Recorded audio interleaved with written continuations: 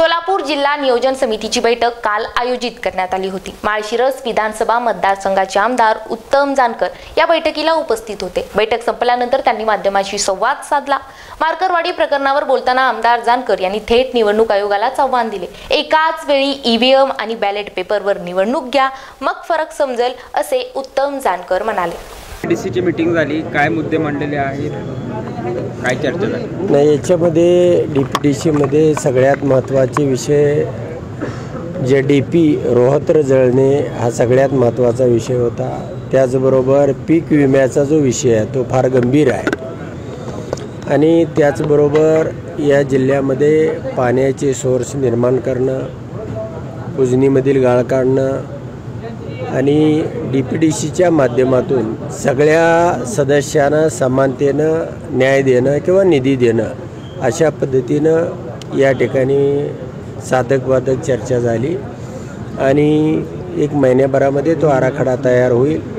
जिल्ह्याच्या विकासासाठी जे जे चांगलं करता येईल या मीटिंगमध्ये ठरलं आणि मीटिंग खेळीमेळीच्या वातावरणामध्ये पार पडली। भाऊ, मार्केटवाडी प्रकरणावर आपण राजीनामा दिला होता, पुढे आंदोलनही करणार, काय आता मार्केटवाडीच्या विषयानं राजीनामा मी इलेक्शन कमिशनकडे दिलेला आहे। तो बॅलेट पेपरसाठी होता। इलेक्शन कमिशनकडून 15 दिवसामध्ये त्याचं उत्तर येणं अपेक्षित आहे।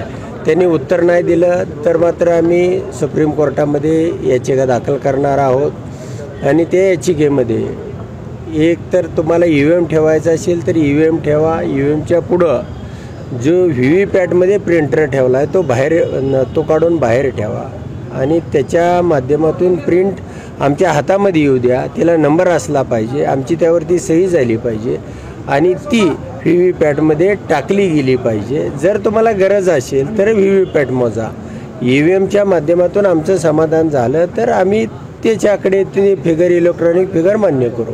अशा पद्धतीची सुधारणा ज्यावेळेला 2012ला अशीच पिटिशन दाखल झाली त्यावेळी कंट्रोल युनिटच्या माध्यमातून लोकांचं समाधान होत नव्हतं म्हणून व्हीव्हीपॅट लावलं की आपल्याला चिठ्ठी दिसावी आणि चिठ्ठीमध्ये आता हेराफेरी केली जाते म्हणून त्याच्याही पुढचं आमच्या हातामधून ती चिठ्ठी व्हीव्हीपॅटमध्ये पडली पाहिजे आणि ती सुधारणा आम्ही सुप्रीम कोर्टाकडून करून घेऊ।